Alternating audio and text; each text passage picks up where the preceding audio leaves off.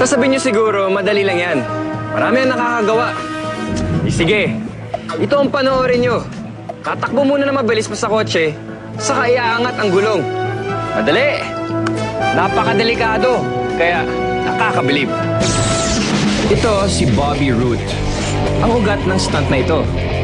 Si Mr. Root ay daredevil bike rider na nandirito ngayon sa Palmdale, California para gumawa ng bagong record.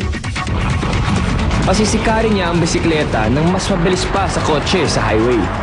At pagkatapos, paaangatin niya ang isang gulong. I'm completely risking my life doing this. I'm pretty much on the open cockpit at 80 miles an hour. Alam ni Bobby kung gaano kadelikado ito. Pero musmus pa lang siya, nahilig na siya sa bisikleta.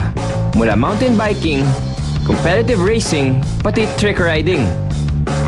At ngayon, gusto niyang mag-pop a wheelie o pangatin ang isang gulong sa bilis na nakakahilo. Riding wheelies is actually really boring to me unless I'm trying to go really fast. At least 80 miles per hour.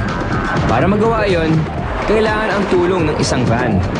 Didikitan niya ito para kumonte ang wind resistance at para mahila rin siya ng vacuum nito. Well, I pretty much decided to pull the wheelie, when I'm comfortable with my speed and I'm seated into the draft. Pero mapanganib talaga ito. Isipin mo, helmet lang ang protection niya kahit ganun katulin ang gagawin. At ganito ang pwedeng mangyari kay Bobby. Kung driver ni Bobby ang tatanungin, mas okay sana kung sa mas makinis na kalsada sila. Realistically, I think a smoother surface would be better, but you deal with what you got. Lalaragan van. Sisikat si Bobby. Bibilisan niya. Patanga pa nga ang gulong niya sa bumper.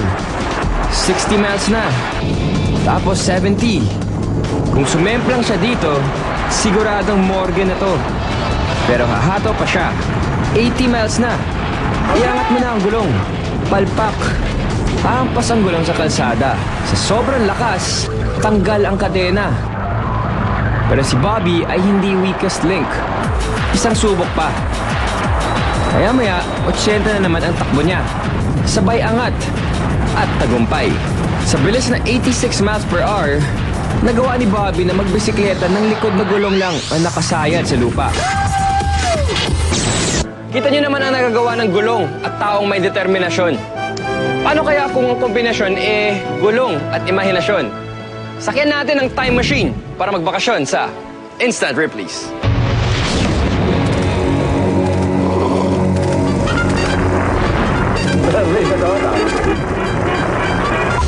(1955) Problema ng mga skiers paano mag-ski paakyat.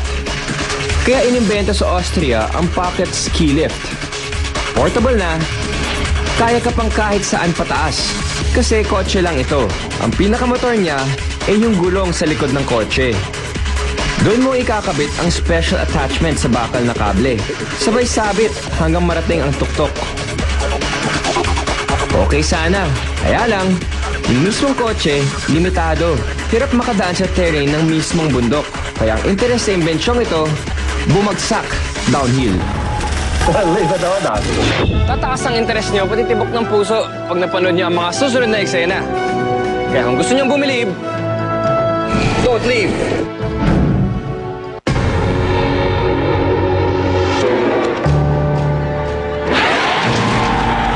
There's this huge worm inside of you. Ngayong gabi, ang destinasyon, Africa.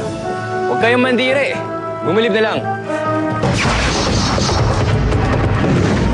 May mga tao sa mundo na simple pa rin ang pamumuhay. Sobrang simple. Wala man lang silang running water mula sa gripo.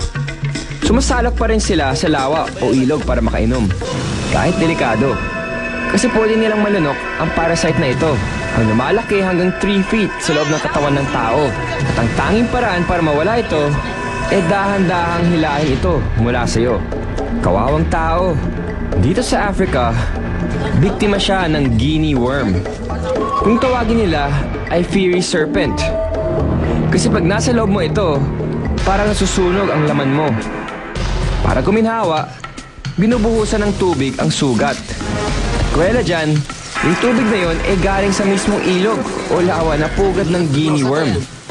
Ang larvae nito, nabubuhay sa tubig. Pag nainom mo sila, kakaapit sila sa bituka mo. Tuwing kumakain ka, kumakain din sila. Kaya naman, umaabot sila ng pagkahaba-haba. Kwento ng taga ron, The incredible thing is that they live in you for about a year and your immune system doesn't recognize that there is this huge worm inside of you. mula sa bituka, lilipat ang bulate sa binti mo. Hanggang isang araw, plok! Lilitaw ang ulo nito sa balat mo. Masyak at matakot ka man, mabuti na rin ito.